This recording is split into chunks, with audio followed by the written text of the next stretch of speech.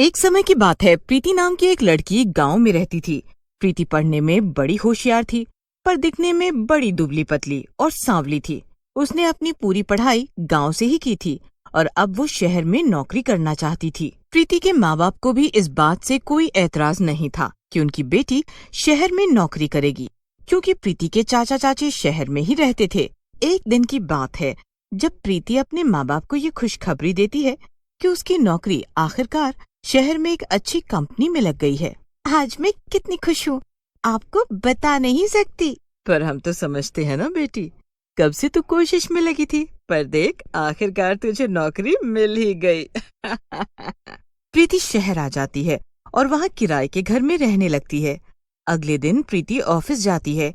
वहाँ के लोग उसे देखकर आपस में बातें करने लगते हैं। प्रीति को कहीं न कहीं से पता ही होता है कि सब उसका मजाक ही बना रहे हैं, क्योंकि वो दिखने में अच्छी नहीं है और ऊपर से उसके कपड़े इतने पुराने हैं। प्रीति से ऑफिस में कोई भी बात नहीं करता।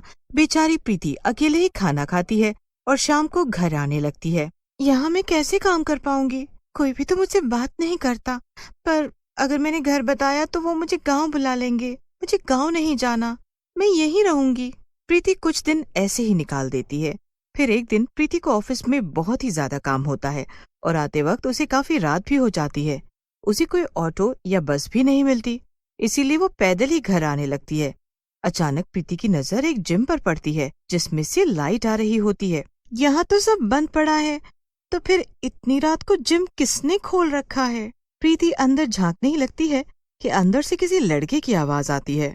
आ जाओ, आ जाओ, ऐसे दूर से झांकने की जरूरत नहीं है। नहीं नहीं, वो तो बस मैं ऐसे ही देख रही थी। प्रीति थोड़ा अंदर जाती है तो वहाँ एक हैंडसम सा लड़का जिम कर रहा होता है। प्रीति तो उसे एक बार देखती है तो बस देखती ही रह जाती है। अच्छा, तो तुम हो, बताओ क्यों झांक रही थी अंदर? नहीं, वो मैं बस यहाँ से गुजर रही थी तो देखा बाहर लाइट आ रही है, तो बस मैं झांकने लगी। मुझे माफ कर दो।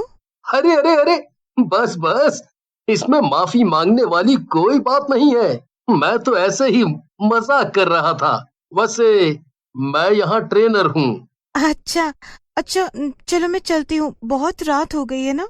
अरे रुको तो प्रिटी गर्ल, मेरी नजरें कभी धोखा नहीं खा सकती।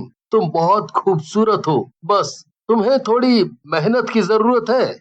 मैं जैसी हूँ ठीक हूँ, और अब मुझे जाना है। प्रीति इतना कहती है और उठकर वहां से चल देती है। रात भर उसके दिमाग में वही जिम ट्रेनर घूमता रहता है। अगले दिन वो हमेशा की तरह ऑफिस जाती है।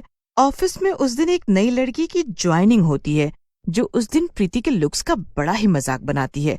प्रीति को उस लड़की की बात बड़ी चुभ जाती है और फिर उसका ध्यान उस जिम ट्रेनर पर जाता है। प्रीति ऑफिस से निकलते ही सीधा उसी जिम में जाती है। हाँ, वो मैंने सोचा कि आप बोल रहे थे ना कि आप मुझे अच्छा बना सकते हो, जिससे कोई मेरा मजाक ना बनाए। हाँ, बिल्कुल बना सकता हूँ। प्रीति बड़ी ही खुश हो जाती है। वो जिम ट्रेनर के कहने से सारी एक्सरसाइज अच्छे से करती है, फिर उससे डंबल उठवाता है। प्रीति पूरा 1 घंटा अच्छे से मेहनत करती है। उसके बाद वो खुश होकर शीशे में देखती है तो उसे अपनी शक्ल पहले से गोरी लगने लगती है। हाँ, मैं तो पहले से गोरी और सुंदर लग रही हूँ। एक ही दिन में इतना बदलाव कैसे आ सकता है? यही तो खासियत है मेरे जिम में और मुझ में। चलो आओ और अपने बारे में बताओ।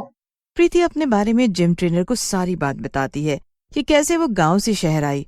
दोनों की कुछ ही दिनों में काफी अच्छी दोस्ती हो जाती है और प्रीति कुछ ही दिनों में बेहद खूबसूरत लगने लगती है।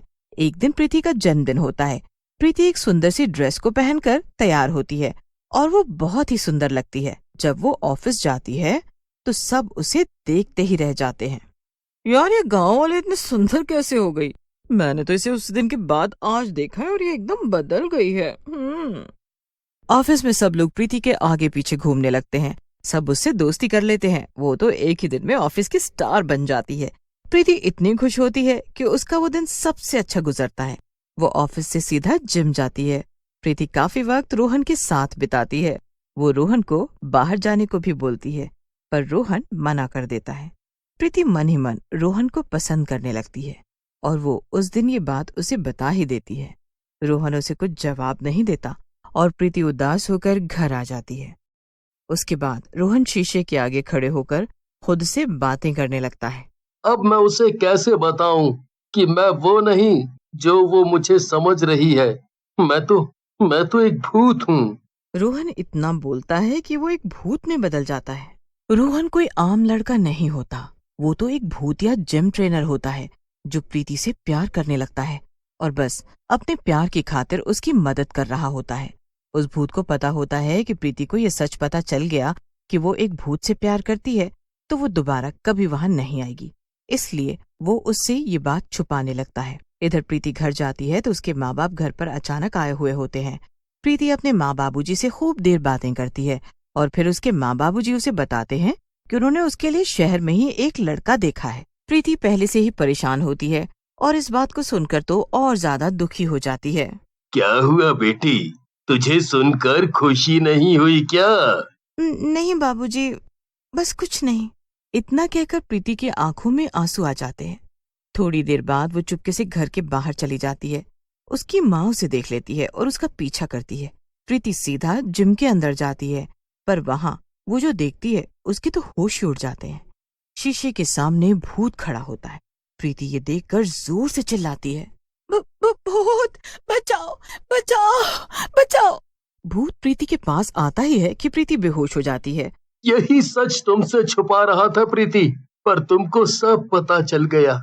भूत प्रीति का सर सहला ही रहा होता है कि इतने में उसकी माँ भी उसका पीछा करते हुए वहां आ जाती है।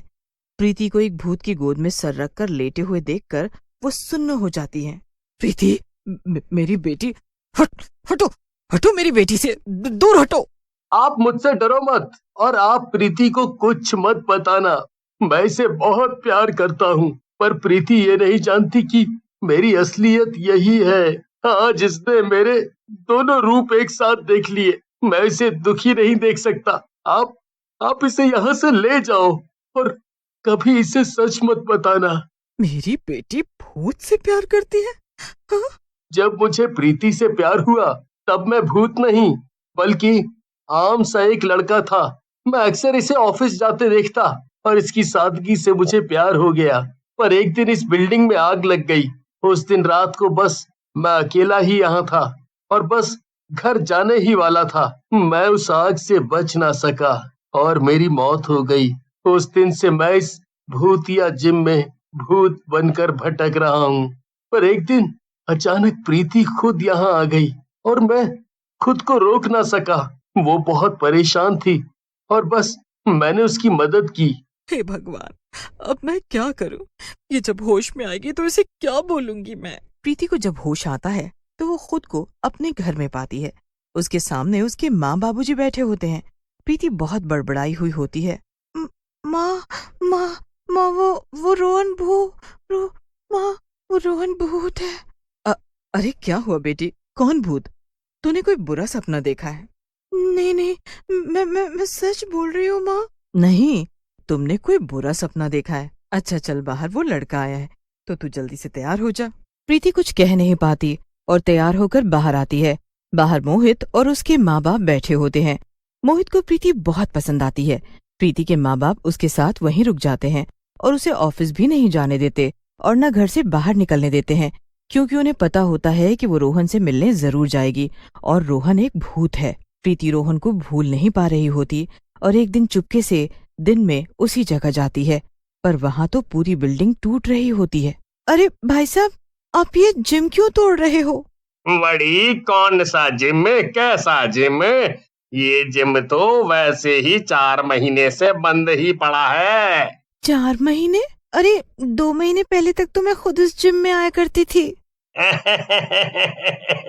बड़ी मैडम, क्यों मजाक कर रही हो? इस जिम में 4 महीने पहले आग लग गई, तब से ये जिम बंद पड़ा है। और वो बड़ी, क्या नाम था उस जिम ट्रेनर का? हाँ, वो रोहन भी उस आग में जलकर मर गया था। प्रीति ये सुनकर हक्की बक्की रह जाती है। उसे सब समझ आ जाता है कि वो उस दिन जो उसने देखा वो सच था और इसलिए जिम में कोई नहीं होता था। प्रीति वो सब कुछ भूल नहीं पाती और जब भी वहां से गुजरती है उसे अपने पुराने दिन हमेशा याद आते हैं। फिर प्रीति की शादी मोहित से हो जाती है और प्रीति धीरे धीरे मोहित के साथ हंसी खुशी रहने लगती है।